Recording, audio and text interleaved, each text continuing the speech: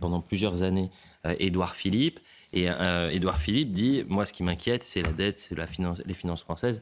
Ce qui s'est passé en Grèce, il ne faut pas imaginer que ça ne pourrait jamais se passer en France. Est-ce que vous partagez ce constat ? C'est pas le scénario le plus probable, mais il y a plusieurs indicateurs qui sont négatifs, comme l'a rappelé Raphaël Steinville, c'est-à-dire qu'on est en déficit partout, au niveau de la dette, au niveau de la croissance économique.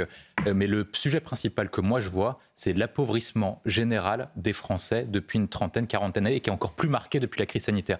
Je vais illustrer par quelques chiffres. En 1980, avant que François Mitterrand arrive au pouvoir, un Français, un Allemand, un Américain gagnaient la même somme d'argent. On gagnait à peu près 15 000 $ par tête. Donc un Américain, un Allemand gagnaient exactement la même somme d'argent. Aujourd'hui, un Américain gagne 70 000 $ par tête d'habitant. Un Allemand gagne 55 000 $ à peu près. Un Français gagne 48 000 $. C'est-à-dire qu'un Français gagne beaucoup moins maintenant qu'un Américain ou qu'un Allemand. C'est-à-dire qu'on s'est globalement appauvri. C'est-à-dire qu'un Français, avant, avait à peu près le même pouvoir d'achat qu'un Américain, un Allemand. C'est plus le cas maintenant. Et maintenant, on a un appauvrissement généralisé. Et le problème avec l'inflation, c'est que normalement, l'inflation, c'est pas forcément un mauvais signe. En inflation, dans les années 45 à 79, on avait 5 à 10% d'inflation par an. Donc, ce n'était pas un sujet.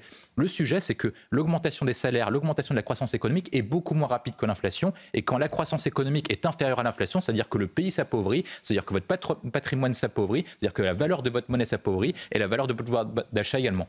Que ce qui est plus grave, et ce que montre Elon Musk, la plus grande arnaque, c'est que ce n'est même pas les institutions européennes qui décident de la politique migratoire, c'est les ONG allemandes qui imposent à l'ensemble de l'Europe, à l'Europe et aux institutions européennes le fait qu'on puisse accueillir l'ensemble des migrants. Et le fait que ce soit financé par un État, notamment l'Allemagne, montre quand même qu'on doit introduire un rapport de force entre les pays du Sud et les pays d'Europe du Nord, Allemands et Français, parce qu'on ne partage pas les mêmes intérêts. Et donc du coup se pose la question d'un clivage entre les élites et le peuple. Revenons à Catural avec vous, peut-être William Tay. On est au troisième temps de la gauche. La première temps, c'était la lutte des classes. Le deuxième temps, c'était la lutte des races. Et maintenant, c'est la lutte des places. Donc chacun se bat non pas pour une grande cause, mais uniquement pour sauver des propres postes. Et donc quand vous battez sur une propre poste, c'est comme une grande primaire ouverte. On a déjà connu ça à droite, entre les guerres entre Sarkozy, Fillon et Alain Juppé, et maintenant à gauche, entre Fabien Roussel et Mélenchon. Quand vous avez très peu de différences idéologiques, vous êtes obligé de vous battre sur les insultes et sur la forme. J'ai hâte d'entendre M. Bompard à ce propos. Ça sera dans quelques instants avec... Je pense que malgré tout, même si on dit que Fabien Roussel est un peu mieux que Mélenchon,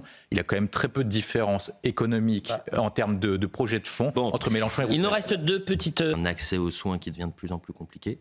Et puis il y a aussi la forme, c'est-à-dire que vous avez maintenant des manifestants qui viennent avec une catapulte. Qu'est-ce qui vous marque le plus, le fond ou la forme, cher William ? La catapulte quand même, la catapulte, parce que ça montre quand même une chose, c'est-à-dire que vous avez un État qui est bunkérisé, qui ne veut pas entendre la colère des élus locaux, des petits gens qui veulent manifester légitimement, même si sur le fond on peut débattre sur le sujet.